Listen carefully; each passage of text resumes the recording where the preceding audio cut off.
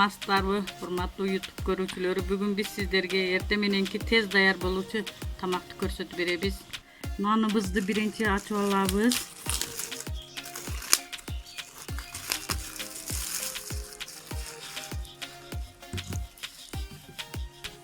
Наныбызды алып,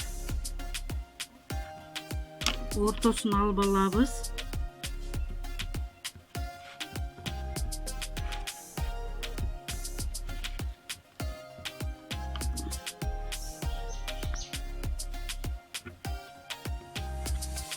Ушинтип даярдап алабыз. Сковородкага өсүмдүк майдан куюп алабыз.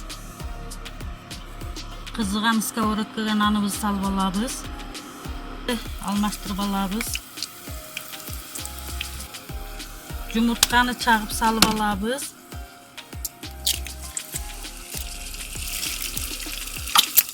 Үстүнө туз себебиз. Тамагыбыз бышты.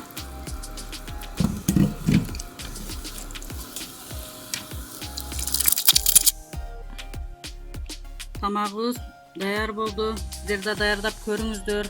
Ас чыгымы кетет. Биздин каналга кошулуңуздар. Саламатта калыңыздар.